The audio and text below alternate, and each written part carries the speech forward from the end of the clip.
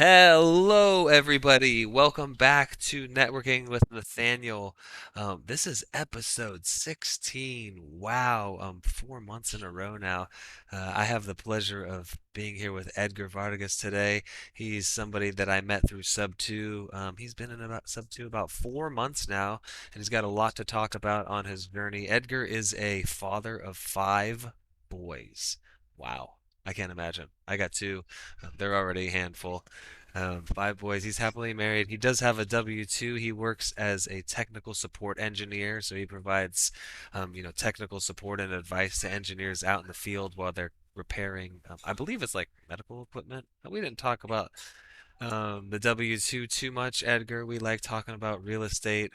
Thanks for being here, man. How are you doing? Yeah, no, thank you, Nate. I appreciate the opportunity to be here with you, man, and share a little bit about my journey and these past 4 months of constant growth, constant change, constant putting myself in an uncomfortable position.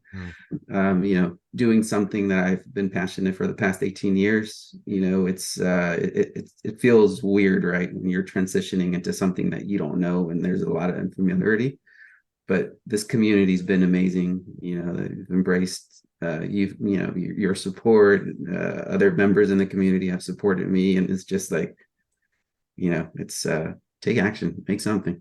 Yeah. So yeah, I think you and I have spoken on the phone a handful of times. We've done a one or two Zooms prior to this. One was, I right, think, your podcast um, I did with you. yeah, I knew from the first time talking to you, like, this is a guy I want to stay in touch with because he's going to be out there, you know, doing the thing every single day, whatever that means. Whatever that entails. right. I want to know. I know that you've done two deals. Let's go back to 4 months ago when you got into Sub 2. The fire hose of just knowledge and overwhelming Oh that yeah. that first couple weeks are. Like, what did you think the first 90 days were going to be like, and what did they end up turning out to be? Ooh, that's a good question because it's like what like I had no real estate, investing experience. Mm. So to your point, drinking water from a fire hose is just constant information being shared. And I do have that shiny syndrome object. Mm. I could focus, but at the same time, all the different possibilities and opportunities within the real estate industry are like, oh, maybe I should do that. Oh, maybe I should try this. And when I say that for people that are not familiar so much with the real estate industry, is like there's so many opportunities and leads Mm. that you could generate, right? There's leads in entire landlords, pre-foreclosures, direct to agents, going out and driving for dollars, finding distressed properties, and so many others that I'm still learning, right? Yeah. There's the multifamily aspect of it, right? And then yeah, so, and then the lending side of it, and then the transactional coordinator side of it, all these different avenues, all these different opportunities. And to your point, it was like, oh, where should I focus Yeah. to gain traction? And initially, that was one of the biggest, is like, how can I find focus? Where are my strong, where are my superpowers, right? Mm. To really make an impact in this new journey. So that was and I couldn't picture, when I started 90 days later on where would I be at, because there was like so many different Yeah. avenues. Yeah. Yeah. So it was like I just need to find traction somewhere and feel comfortable with the conversations that I'm having, with the clients, right? Sellers, whether it's agents, whether it's sellers, and I'm still improving that process. Oh yeah. But it's feeling a little bit better. It's like I know what to look for in the current leads that I'm focusing on. So Yeah, you said there's a lot of little nuggets in there. One thing that you said there towards the end is, I'm still trying to improve. And that's something that we just talked about before, the podcast started is you just have a really good mindset. Like, I'm going to take imperfect action and I'm going to learn things along the way. And I'm going to try to learn something new every day, every week. And, um, you know, you started out in Sub 2 and didn't know what 90 days was going to look like. And who knows what 90 days from now is going to look like? You're going to Right. look back, you know, a few months from now and look back on the last 6 months ago. Holy moly, I'm a totally different person than I was back Mm. then. Just the confidence and all that stuff that you've grown. Um, Tell me about what it is that you're doing on a day-to-day basis after you get out of that W-2 and you're focused on real estate. Yeah, so currently I did join a team within the community because I really wanted to niche down and focus, Mm, on something so I wouldn't have to waste time because I realized that during my first two deals that there's a whole lot involved mm, within the deal, right? Like you find your lead, great, and then you start the negotiation, process of that, and then you look at the underwriting process of that, and then then you start saying, okay, now we've all agreed, right? And then we go to escrow, and then after that, do I want to keep it? If the underwriting really made sense, if it doesn't, then I need to find a buyer. mm.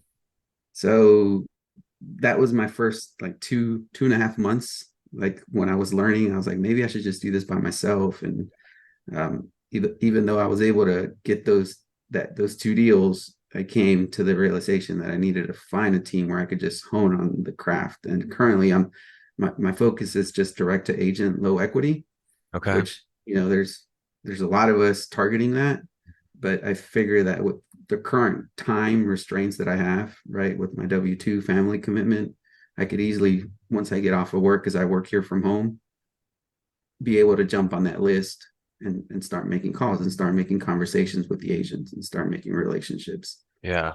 So that's where I'm at, and I'm again, it goes back to constant improvement and I remember last time I spoke to you, the first time when you did your podcast, you had your whiteboard with the JV and varsity leads, Yeah. and I need to do that because I need a little bit more accountability on my end.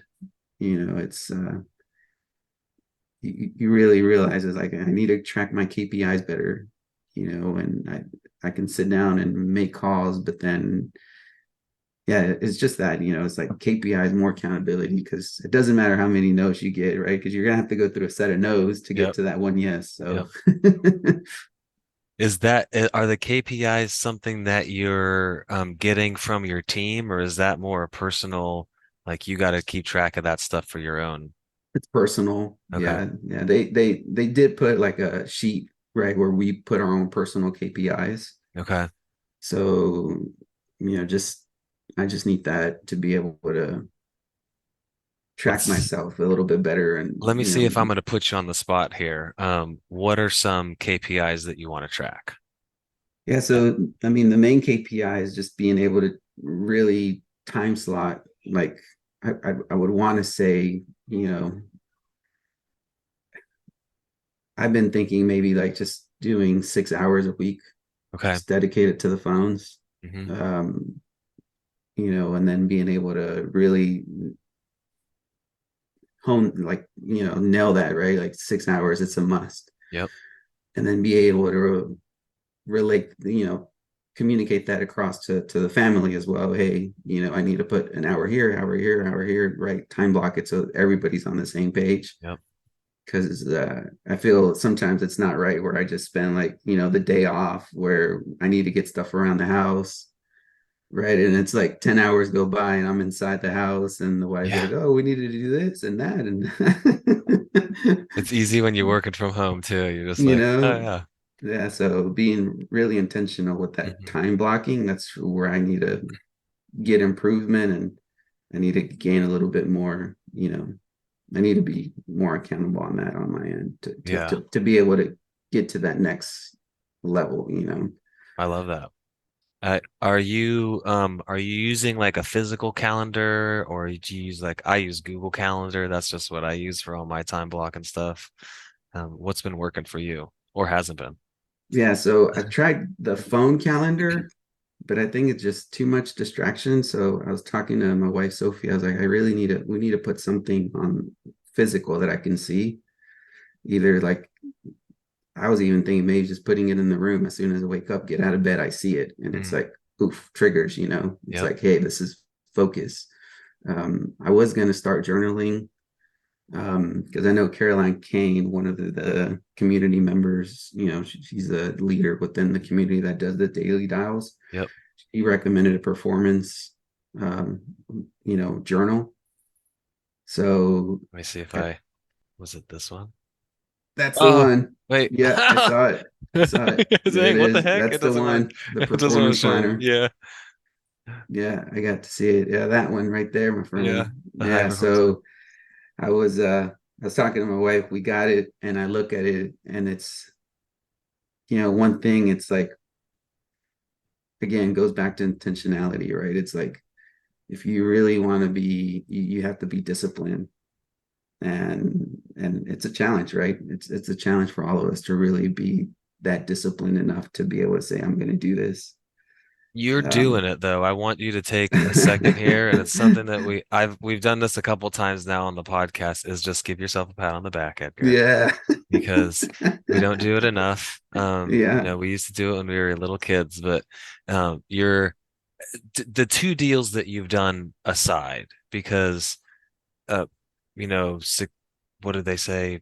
Past performance doesn't equal future success. The the success is that you're taking action every day and you're realizing you're having these moments where you're going, these are the things that I can do better. And that's what we haven't talked about on this podcast before, but Edgar mentioned something that I talked to him about a while back, is every week we do a varsity, things that we did well this week, things that were like varsity level, and things that we did okay or poorly that were like more JV level stuff. And it helps us to take a look at our week and go, what did we do well? What can we do better next week? And so the things that you're saying, man, are just hitting home. But you still need to be able to give yourself, kudos for taking action every day, and then realizing like you got a family too that, wants dad to be there. The five little boys, I'm sure, Yeah. just have this pent up energy at the end of the day that they want to unleash on you. Um, so I know you're part of a team. How long have you been part of this team now? So it's going for close to a month now. Okay. How are you liking it? Because I know that that's a very big recommendation for people when they're coming into this, real estate venture, having Yeah, no experience. Like, go join a team, learn some systems, learn some processes. How's it been for you? I've enjoyed it. It's just being able to get that per se allotted time of coaching on our calls. Because we'll do live calls there, and then we'll get feedback right away. Okay. And it's a small group, about 10. Sometimes we'll get 14, 15 in there, but it's a small group, so everybody tends to. Then we'll do some role playing. Then we'll do a little bit of underwriting.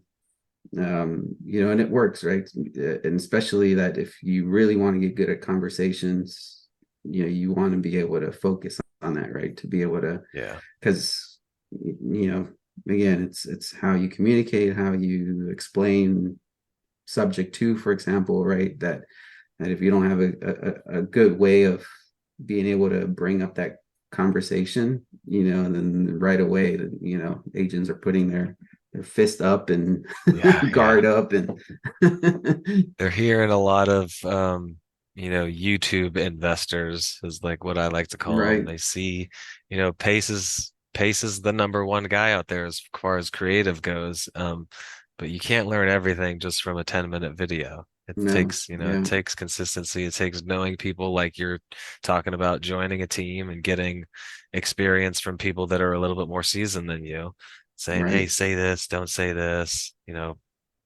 just navigating those conversations. So I love this, man. Yeah, What are the so it's been next, great. like, I guess I did have a question, going back to the team thing is, are you guys looking just for wholesale deals? Are you buying them yourself? Like, what does that kind of look like? Yeah, so primarily we're just wholesaling. Okay. Yeah, yeah, that we're just wholesaling, Yeah. and I'm not part of that section, right? The dispo team, Okay. but yeah, from what I've seen is that yeah, we're just wholesaling. Yeah. And you're just working on the acquisition side, Yeah, trying to yeah, hone that craft of talking to agents and building your little army of real estate agents to go out and find deals for you. that's right. Yeah. Yeah. So, and the interesting part, sometimes I try to pivot from subject to distressed properties and off market properties. Hmm. And that's another right learning curve, right? Because it's like I can see how a subject to deal comes to play, but then when you're looking at a distress off market property, I think you helped me right with one of them that was actually, it was an agent one, and I was like, hey, how do I determine what's the right price to offer them, Right. right? Yep. It's I do like, remember that. how do I determine if if they're pulling my leg or they're asking too much for it, and then that's a different learning curve, Hmm. but being able to have that in your arsenal as options when you're talking to agents, it's super helpful, Yeah. because you can easily pivot from subject to saying, hey, if this is not the right option for this client, are there any properties, off market properties, that you would pass on to investors? And sometimes they say, yeah, I have this one, or I'll keep you in mind. It's just that constant follow-up. Yep. I know and so that's the second name of the game is consistency and follow up right there. Just Mm, sending a text, shooting them a call and saying, "Hey, you remember me? That it wasn't going to work out for that property at this time or at that time. Like, has anything changed with the seller? Okay, no. Okay, do you have any other properties that might make a good flip or whatever right. and you just keep rolling along and building. Eventually, 6 months from now, they're gonna go, "Oh, hey, that's Edgar calling." Yeah, you know. So I like the DTA model. It's not something that we've done at this point because we've got our one thing that we're focusing on, and not trying not to let the shiny objects, Yeah. of a direct agent go. But um, we're slowly kind of creeping in that direction as well as you look at the time, the effort that I can put in versus what we get out, and having, hundreds of agents out there that are looking for deals for you seems pretty darn appealing. Yeah, yeah. You Once know? you build those relationships, for sure, Yeah. you create those opportunities. So I yeah, it's wanna I exciting. wanna ask you, Edgar, you've had some success so far since you've joined Sub 2. You've gotten a couple deals under your belt, and we've already touched on some of this, but if you could just kind of lay out for somebody new to real estate investing, for somebody who maybe just came into the Sub 2 community or, just came into real estate investing, period. What are a couple things that you could say, actionable items that's going to help somebody get their first deal or just feel like they're getting better at, talking on the phone? Yeah, great question. And the way I would answer that would be, I guess, depending on where you're at in your journey as far as personal, Mhm. right? Because there's different approaches, right? The sooner you can find which approach works best for you, depending on how your current situation is, right? If you're single and you don't have a huge commitments, right? Pre-foreclosures, you're going to be out there door knocking, following up, right? There's big opportunities out there. You can partner up, squad up with a team within your region that they're doing pre-foreclosures, and you're going to do amazing, right? If you're doing that full time, there's big opportunity out there. If you're kind of on a time restraint, right, then probably phone, right? And meaning phone, meaning calling agents or Mhm. calling sellers. But then again, you want to be able to find that team within the community, and you want to be able to go in there, like what Pace said the other day, right? With gratefulness Mhm. and seeing, hey, I'm so blessed to be here. How can I be of service? These are my superpowers. Let me provide value. Um, that goes a long way, right? Yeah. Being able to come in with gratitude and just being blessed that we're here. And then, once you determine where you're at, right, then take action. That's the main thing, right? Take imperfect action, because even the pros that are doing this, they all make mistakes. So it's not any different from somebody that's had 15, 20 years of experience making a mistake than you initially making a mistake. Yeah. We all make mistakes in different parts of our journey. So just take action, Yep. and again, gratefulness and your attitude are will far exceed, anything, because if you're constantly grateful and that attitude of being able to give and learn, and that struggle of getting better, yeah, you're going to do amazing things. I love it. So Yeah. There's a couple things I just want to make sure to get highlighted there. Um, Big one for me, well, you said it a bunch of times, like just be grateful for things. I'm just waking up in the morning. Like, just be grateful for that. But you know, you've been you've been thrust into a team. Being grateful for the team that you're on, being grateful for the community that you're in. I mean, I'm just grateful for that I get to have a conversation with you right now and learn yeah, what you've been likewise. doing and having success at. Um, the first thing you said about kind of knowing where you're at. We all see, oh, I got to go direct to seller. I got to call, tired landlords. Maybe that's not your thing. Maybe you just, I'm not on I don't like to be on the phone. I just want to underwrite deals. You can join a team and be an underwriter. Hmm. You can be a transaction coordinator. If you have, if you have a bunch of time, I mean, you have a bunch of money and you don't have a whole lot of time, you can lend on deals. Like you don't have to, be the person on the phone locking up deals. Um, Yeah. I have a question for you. Um, Maybe it's maybe you have a recommendation for a book, maybe something brought you into the sub two community or real estate in general, a book, a podcast, a documentary, anything like that that is interesting to you that might be interesting to other people out here. Yeah. So I started, personal growth is one of the things that I think everybody needs to push on themselves, right? And I think one book that really um, changed kind of my paradigm shift was Andy Andrews' Traveler's Gift. Yeah. Um, Andy Andrews, he's actually from Alabama, and he had that Traveler's Gift is very good. And then Coach John Wooden also had Okay. a book, that really inspired me to.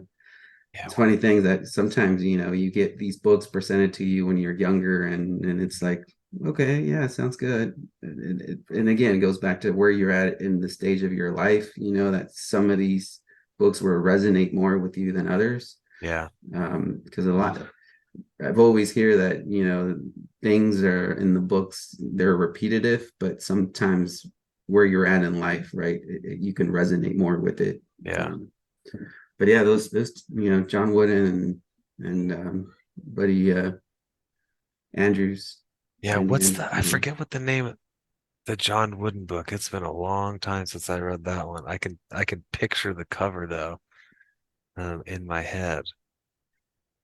I forget what it's called, but yeah. Um, okay, couple other yeah. like kind of more fun questions, Edgar, before we sign off here. If you were stuck, you're going to be stuck on this desert island. Mm. You're going to be stuck on a desert island. What three things would you take with you? Three things in a desert island. Yeah, you're going to be. Oh, it doesn't have to be a desert island. Oh, I guess yeah. You're going to be stuck on a deserted island. Yeah, Deserted island. yeah, Let's see. I'm an analytical thinker, Oh yeah. Nathaniel. You're making me think through all the possibilities. Yeah, that's my problem too. I go, well, I'd want a lighter so I could start fire, but what about a knife? I need something to be able to cut. Yeah. I end up with like 42 items. I'm I like, know gotta pare it 42 down to three. items. Yeah, but I don't know, man. Those shows, Naked and Afraid, always make you think. Oh There's like, gosh. they're out there with like two or three items and Yeah. surviving naked. Yeah. It's like, how much of that staged?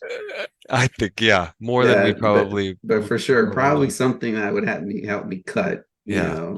and then something that would maybe some rope, to be able to create some sort of shelter, and then maybe something to start a fire. I think Yeah. those three things would. Oh yeah, maybe yeah, see, you got me thinking now. The one thing I haven't thought of before is like something to hold my water. Canteen or something? Like, oh, cripes.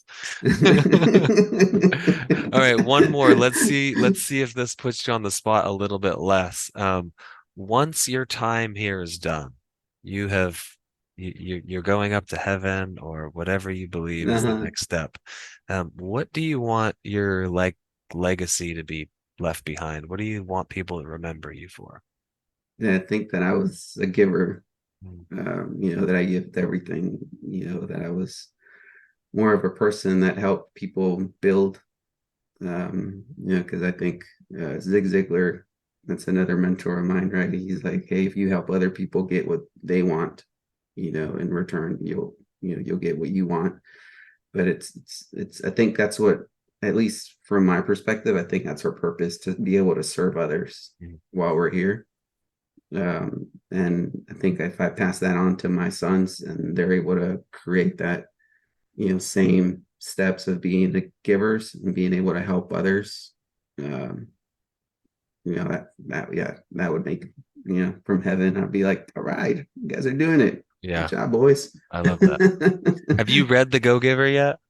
I did. Yeah. Okay. Yeah, I just listened to that recently on our trip up to Philly. That was a good one. I mean, a lot of it was just things that I had kind of already learned through Sub 2 and the being in this community, but having somebody put it into a story form like that Mm, and the parables, for lack of a better word, that they use in there just kind of lays it out for you. Um, yeah, if I love somebody it. wants to connect with you, Edgar, I know I didn't mention you're in Atlanta and in the Atlanta Yep. area. If there's anybody that, how would they get a hold of you? What's the best way to kind of reach out to you? Yeah, definitely. Follow me on Instagram. Recently started our Instagram channel on a YouTube channel. Okay. So it's at GOAT, Edgar Vargas. Just striving 1% better every day, trying to hold myself accountable, right? Yeah. So yeah, follow me there. It'd be a pleasure to you guys follow my story, follow my journey, and definitely hopefully to share some tips down the road, Heck as yeah. we continue to improve. Yeah. But I'll, thank you for for hosting me, having me here, spending these past 30 minutes yeah. sharing my story. I Thank you. appreciate it, man. Thanks for coming on. I will put links to your Instagram and your YouTube in the description. So if anybody's this far along, check the description and you want to reach out to Edgar, check out his YouTube channel as well. It's going to be the same at Goat Edgar Vargas. It was a pleasure having you, man. Any parting words Awesome. for any newbies out there that maybe need somebody like yourself who's just a chapter or two ahead of them? Yeah, take action. Take Yeah. action. Take imperfect action. Yeah. Just do it. That's why Nike, their brand, just do it. Yeah, just do Don't it. I think mean, about it, just yeah. do it. That's one thing when you were talking earlier, um, it popped into my head. It just jumped back as the kind of one difference between somebody who's got 15 or 20 years of experience versus somebody who's just starting out is the person with a buttload of experience isn't afraid of failing. They're Mm. just out there knowing that they're going to fail and they're going to learn from it and they're going to be okay. They're going to get through. It's the person who's never made a phone call before, who's like dialing the phone number and then clicks it away. Like I don't want to call. It's scary. Yeah, it Um, is. but that's the big difference. Like you're not afraid to get out there and take action. Um, you're a shining example of it. It's been a pleasure, Edgar. No, Uh, thanks, man. yeah. Appreciate it, Until next man. time.